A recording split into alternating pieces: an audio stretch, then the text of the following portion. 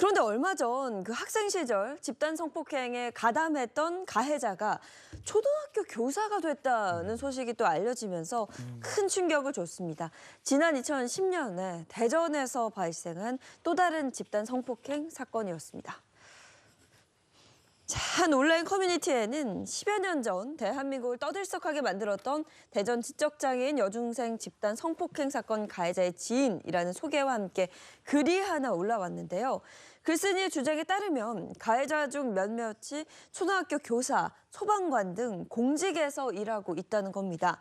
그러면서 그들이 학교에서 표창장을 받고 명문대에 입학했을 때도 침묵하고 또 대기업에 입사했을 때도 침묵했지만 강간범들이 소방관이나 초등교사가 된 것은 정말 참을 수 없었다면서 이 폭로의 이유를 밝히기도 했습니다. 성폭행을 저지른 사람이 되게 초등학교 문제가 선생님이 많았는데 되고 그거 다 덮고 한다는 게 좀 처벌을 많이 받았으면 좋겠어요. 자기 쾌락 추구하고 뭐 함부로 놀았는데 네. 초등학교 교사가 되고 소방관이 됐다. 이건 어떤 사건이었죠? 지난 2010년에 발생했던 사건이고요. 대전의 한 고등학교 학생 16명이 이 지적장애가 있는 여중생을 무려 한 달 동안 지속적으로 성폭행했던 사건입니다.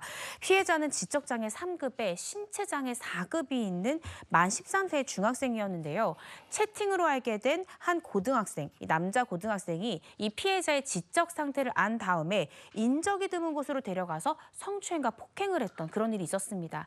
근데 더 끔찍한 것은 그 후에 소문을 듣고 16명의 또 고등학생이 단체로 가서 한 달에 걸쳐서 이 피해자를 여러 차례 또 성폭행을 잇따라 했던 그런 사건이었습니다.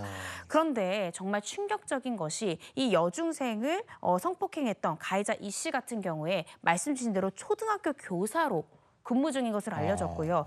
채팅 앱을 통해서 이 피해자를 깨어냈던 주범이 바로 이 초등학교 교사로 근무하던 가해자였습니다. 아, 그래요? 주범이. 네. 그 당시에 처벌은 없었나요? 당시에 이 미성년자 이 씨는요, 소년법 제2조에서 규정하는 소년이었습니다. 따라서 보호 처분을 받았는데요. 보호 처분을 받으면 형사정과로는 전혀 남지가 않습니다.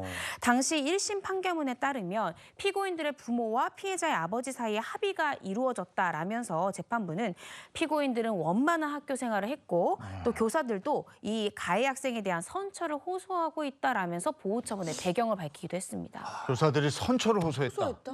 당시에 그리고 당시 가해자가 다녔던 고등학교에서 애가 보호 처분을 받고 네. 왜 보호 처분을 받았으면 어떤 일이 일어났는지 다 알았을 텐데 교사들이 선처를 호소했고 교대 원서 써야 되잖아요. 그러니까요. 교대 원서 쓰도록 그냥 이렇게 교대 가서 좋은 선생님이 되거라 했다는 네. 거 아니에요? 가해자가 고등학생이었잖아요. 대입 입시를 앞뒀죠. 학교 측은 이 남고생이 어떤 끔찍한 일을 저질렀고 그로 인해서 정말 봉사활동까지 해야 되는 그런 상황이었다는 점을 다 잘 알면서도 대입 추천서를 써줬고요. 심지어 표창장을 써주기까지 했습니다.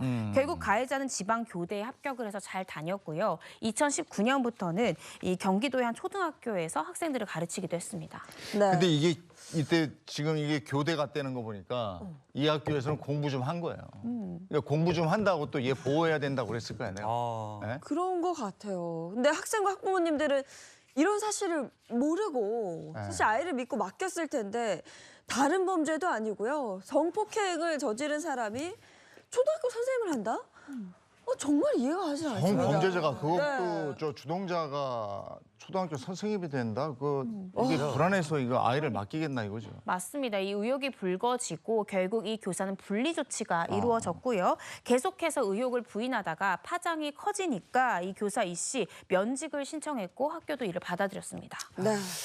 아니 근데 이게 진짜 밀양 사건도 그렇고 이것도 그렇고 성범죄 전과가 있는 그런 저 소년범에 대한 형사 처벌도 좀 강화되고 기록도 좀 남기고 이래야 될 것 같은데 이게 2004년에도 그랬고 지금 2010년 사건인데 이때도 그렇고 그런 게 없었던 거 아니에요. 이거 어떻게 해야 됩니까? 사실은 지금 이 두 사건 다 심각한 성범죄고요. 네. 성인이었다면 당연히 법정 구속이 될 만한 사건이었습니다. 그럼요. 근데 단순 소년이라고 해서 무조건 소년 재판부로 송치한다, 소년 보호 처분을 해서 형사 전과를 남지 않게 한다라기보다는 정말 아무리 소년이고 초범이라 할지라도 이런 극악한 범죄를 저지른 경우에는 형사 재판으로 회부하는, 즉 형사 전과로 남게 하는 조치를 검찰이든 이 법원에서도 좀 철저하게 해야 될 것 같습니다.